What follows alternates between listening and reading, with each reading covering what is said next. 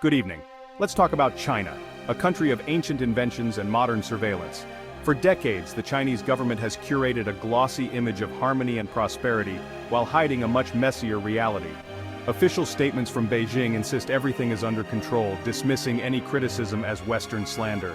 Meanwhile, independent journalists and human rights groups reveal a starkly different picture: repression, censorship, and a government allergic to the truth. It's like seeing a friend's perfect Instagram, only to discover it's just one clean corner in a chaotic apartment. We're left with whiplash. One moment, a futuristic bullet train; the next, leaked reports of human rights abuses. Navigating this landscape takes more than skepticism, it takes the mental fortitude of a bomb disposal expert. So, can we trust what the Chinese Communist Party says? Let's dive in. Let's zoom in on Xinjiang, a vast region in northwest China, known for its breathtaking mountains, deserts, and a rich tapestry of cultures. But beneath the surface, Xinjiang is also the stage for one of the most controversial human rights stories of our time. The official story, broadcast by the Chinese government, paints a picture of Uyghurs thriving in a paradise of ethnic harmony. They say people attend vocational training centers by choice, learning new skills and living in peace. State media shows smiling faces, vibrant festivals, and a society supposedly united under one flag. But independent investigations, satellite images, and harrowing survivor testimonies reveal a starkly different reality, one marked by mass surveillance, widespread detention, and forced indoctrination. Cameras watch every move, and entire communities live under constant scrutiny. Leaked documents have exposed a chilling truth. People are imprisoned for simple acts like growing a beard, speaking their native language, or even using WhatsApp. Everyday behaviors are criminalized, and suspicion alone can land someone in a detention center. The gap between the official narrative and the lived reality is a chasm. On one side, authorities claim benevolence and progress. On the other, evidence points to cultural erasure, broken families, and a systematic campaign to reshape identities. When confronted with mounting evidence, Chinese officials often deflect, deny, or insist that all reports are fabricated by hostile foreign forces. Meanwhile, strict censorship keeps the truth from reaching the wider public. Meanwhile, Uyghur families living abroad are left in anguish, with no idea if their loved ones are safe or even alive. State TV parades detainees, forcing them to praise the party and deny any abuse, while their families watch helplessly from afar. This isn't just a public relations campaign, it's psychological warfare, designed to control the narrative and break the spirit of an entire people. The world sees carefully curated images of smiling faces on TV, but behind the scenes the reality is a nightmare of fear, loss, and uncertainty. The truth is hidden behind walls and propaganda, but its consequences are devastating, tearing apart families, erasing cultures, and leaving deep scars that may last for generations. This is the reality behind the so-called harmony, a tale of two worlds, where what you see is not always what's real. Remember the promise of one country, two systems? It was a phrase that echoed around the world in 1997, when Hong Kong was handed back to China after more than a century of British rule. The world watched as the city's iconic skyline lit up, symbolizing a new era, one that was supposed to blend the best of East and West. Under this arrangement, Hong Kong was guaranteed its unique freedoms, rights, and way of life for 50 years after the handover. The Basic Law enshrined these promises, assuring residents and the international community that Hong Kong would remain different from mainland China. For a time, it seemed to work. Hong Kong thrived as a beacon of free speech, open protest, and vibrant civil society. People could speak their minds, organize rallies, and publish critical newspapers without fear. The city became a symbol of what was possible under two systems. But over the years, Beijing's influence grew steadily stronger.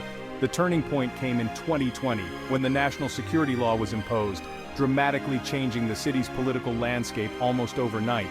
Officially, the law was introduced to restore stability, with authorities insisting it would only target a so-called tiny minority of troublemakers.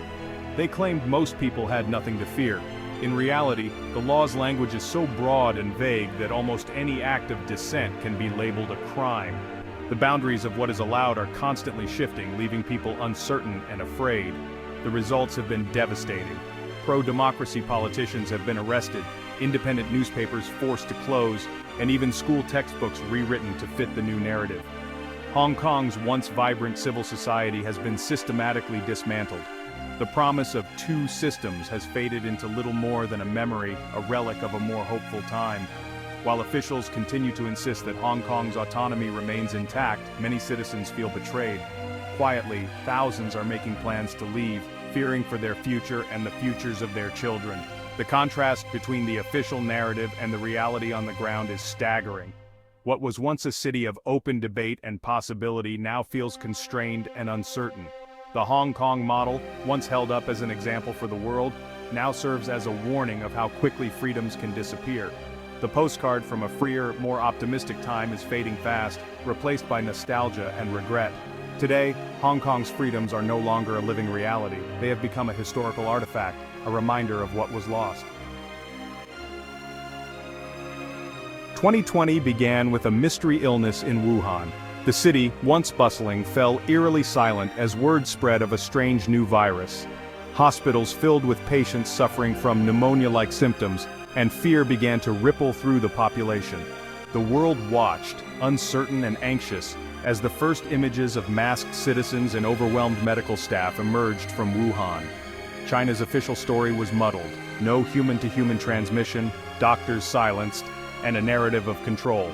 Whistleblowers like Dr. Li Wenliang tried to sound the alarm but were reprimanded and forced to recant. The government insisted everything was under control, even as the virus quietly spread. The World Health Organization praised China's response, even as evidence mounted that officials knew more and sooner than they admitted. International experts relied on information that was incomplete, and the world lost precious time as the virus crossed borders. Local authorities downplayed the outbreak, delaying crucial information. Early warnings were ignored or suppressed, and the scale of the crisis was hidden from both the Chinese public and the international community. In a pandemic, weeks matter. This delay was catastrophic. The virus spread rapidly, overwhelming hospitals not just in China but soon in Italy, Spain, and across the globe. The world was caught off guard, unprepared for the scale of the disaster. As COVID-19 spread, Beijing launched a global propaganda campaign, even suggesting the virus didn't originate in China. State media pushed alternative theories, sowing confusion and doubt about the pandemic's true beginnings. They shipped medical supplies worldwide, recasting themselves as pandemic heroes. Images of Chinese aid arriving in Europe and Africa filled the news, shifting the narrative from blame to benevolence. But the truth about the origins remains elusive. China has blocked independent investigations and withheld data. International teams were denied full access, and key questions about the virus's source went unanswered. The official line is transparency, but actions show secrecy and obstruction. Documents remain classified, and researchers face barriers at every turn. This isn't just about blame, it's about learning how to prevent the next pandemic. Without honest answers, the world cannot prepare for future threats or hold those responsible to account. But protecting the party's image takes priority. Censorship and propaganda overshadow transparency, as leaders seek to control the narrative at all costs. The world is left with more questions than answers. Journalists and scientists alike are stonewalled, and the search for truth grows ever more difficult. The cost of narrative control, global trust, and lives. Misinformation spreads, public confidence erodes, and the human toll continues to mount. The story of COVID-19 is still being written, mostly behind closed doors. Decisions that shaped the pandemic's course remain hidden from view, locked away from scrutiny. And the truth is still locked away. Until those doors open, the world can only guess at what really happened, and hope that next time the lessons of omission are finally learned. How does China control the narrative? Through the Great Firewall, a digital fortress blocking foreign news and censoring sensitive topics. State media pushes the party line relentlessly. News is about instructing, not informing. Editors receive daily directives on what to promote or suppress, while censors scrub the internet clean. Social media posts vanish within minutes if they cross the line. Globally, China invests billions in media, buys stakes in outlets, and launches international channels to spread its message. Wolf warrior diplomats and online trolls attack critics, creating a chilling effect. It's a 24/7 campaign to shape not just Chinese minds, but global perceptions. Why does anyone believe the official narrative? Inside China, it's often the only story available, an echo chamber that becomes reality. The government's message is wrapped in national pride. After a century of humiliation, China is rising, and criticism is just Western jealousy. Many citizens have seen real improvements in their lives, making the story appealing. Outside China, the reasons are pragmatic. Developing countries get loans and infrastructure, no questions asked. So, silence on human rights is the price of progress. Global corporations want access to China's market, so they self-censor and comply. The NBA learned this the hard way after a single tweet about Hong Kong. In the end, profits often win over principles. The world's largest market is a powerful incentive to look the other way. Behind every managed narrative are real people. Uyghur families abroad live in agony, unable to contact loved ones in Xinjiang.